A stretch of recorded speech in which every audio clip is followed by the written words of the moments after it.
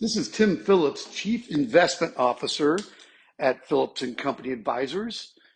I'd like to thank you for taking a look at our Q1 2023 look ahead.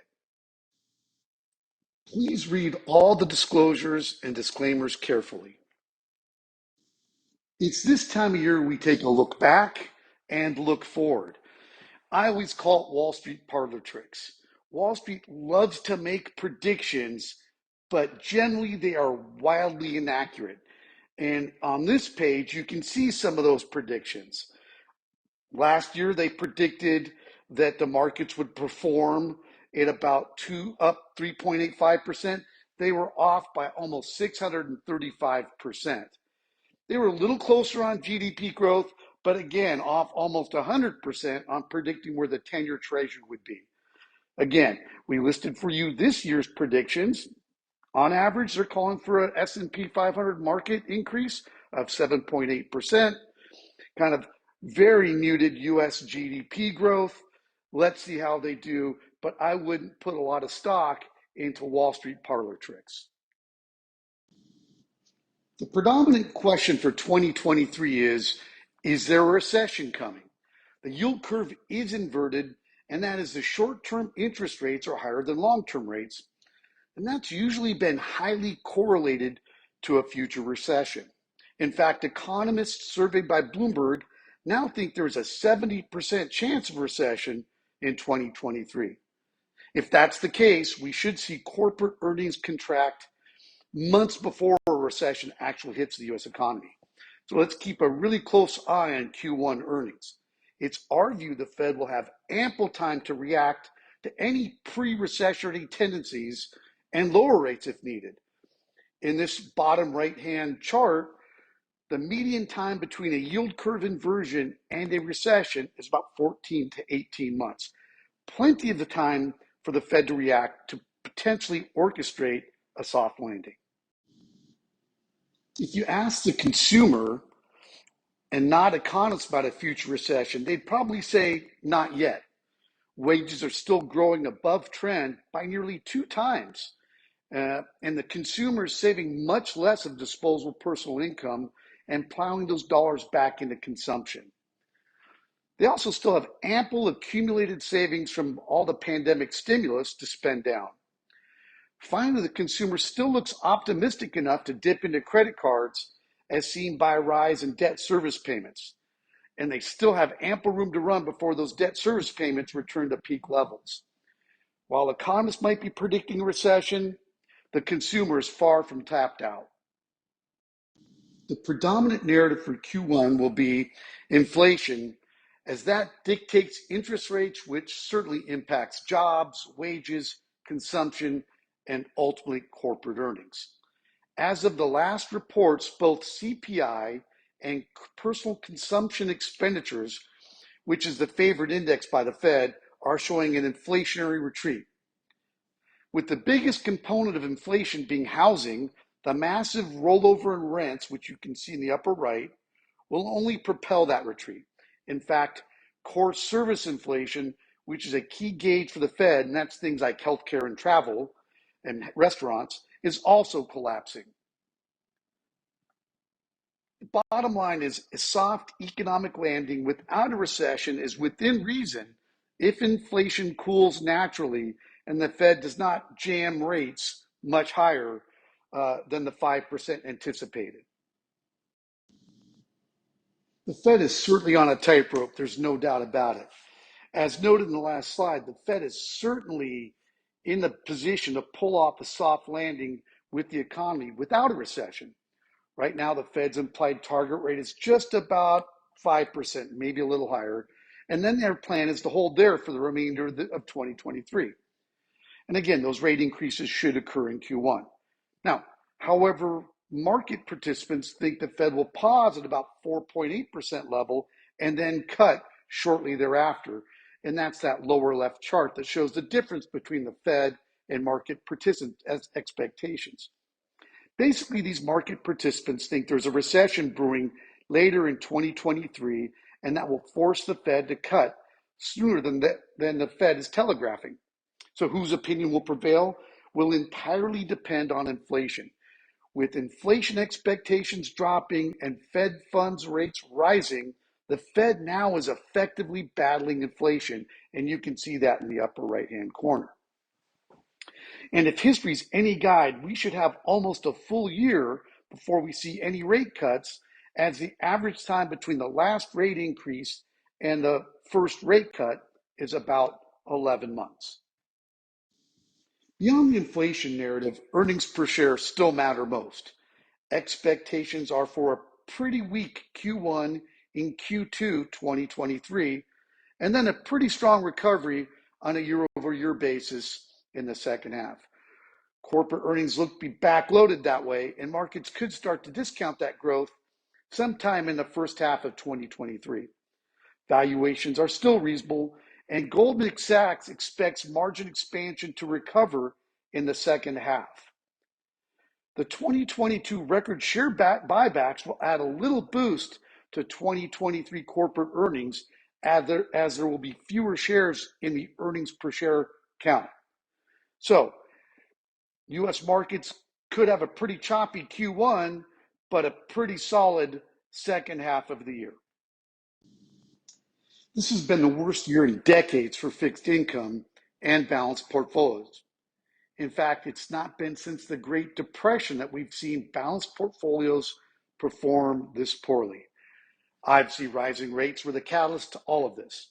The good news is investors are sitting in near record cash, and that will need to be redeployed back into both fixed income and equities, providing for a potential powerful rally. In fact, if we get to a rate cut cycle, as investors are anticipating, equity markets have had pretty strong rallies of between 20 and 30% during those cut periods. The real question is, where do we want to position fixed income? If the Fed's right and holds rates higher for longer, being short on the curve is safer. If investor expectations are right and the Fed raises less than anticipated and cuts sooner, being a little longer duration will benefit. Either way, fixed income will recover during a rate cut period. Let's spend a little time on China. As we all know, China's dropped their zero COVID policy and now is in a policy of living with COVID. That transition will certainly be hurtful at first, then helpful. They'll need to go through their COVID waves, as we all know too well here in the United States. As China is no longer tracking COVID outbreak, we have to rely on high frequency traffic data to help us navigate. Subway traffic is down during the first wave, and that wave should peak in January if Hong Kong and Taiwan are any guide. With a complete collapse of consumer confidence, the CCP could not wait any longer to get rid of their zero COVID policy and lift restrictions off their citizens. Again, the key theme of a rapidly rising middle class and upper middle class in China is still in play, and those consumers should be a catalyst for serious revenge consumption in 2023. That will drive excellent corporate earnings growth for most of the year. There's not much positive to say for developed markets, especially Europe. Corporate earnings look to be muted.